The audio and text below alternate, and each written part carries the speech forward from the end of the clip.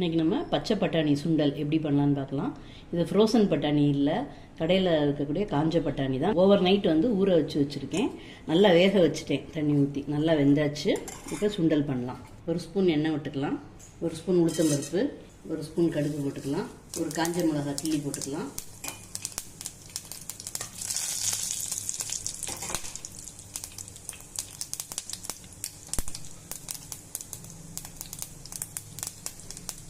கருவேப்பிலை போட்டுக்கலாம்,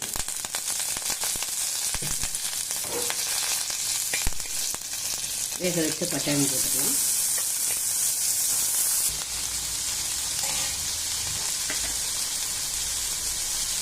பட்டாணிலேயே உப்பு போட்டு தான் வேக வச்சுருக்கேன், அதனால் கொஞ்சமாக உப்பு சேர்த்துக்கலாம்.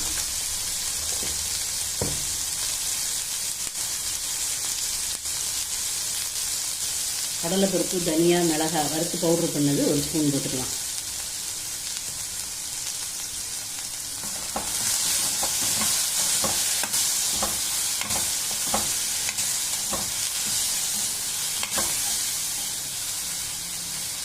நவராத்திரியில் இந்த மாதிரி ஒவ்வொரு நாளைக்கு ஒவ்வொரு சுண்டல் பண்ணி கொடுக்கணும்.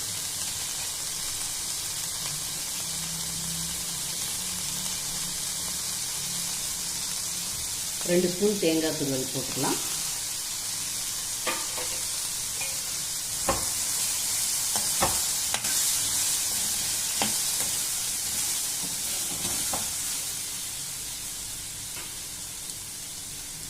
மேலத்தில் கொஞ்சம் மல்லி இலை தூவிக்கலாம். பச்சை பட்டாணி சுண்டல் சூப்பராக ரெடி ஆயிடுச்சு. உங்களுக்கு இந்த வீடியோ பிடிச்சிருந்ததுன்னா லைக் பண்ணுங்கள், ஷேர் பண்ணுங்கள், சப்ஸ்கிரைப் பண்ணுங்கள். பக்கத்தில் இருக்கிற பெல் ஐக்கானை கிளிக் பண்ணிங்கன்னா நான் போடுற வீடியோஸ்லாம் நோட்டிஃபிகேஷனாக வரும். தேங்க்யூ.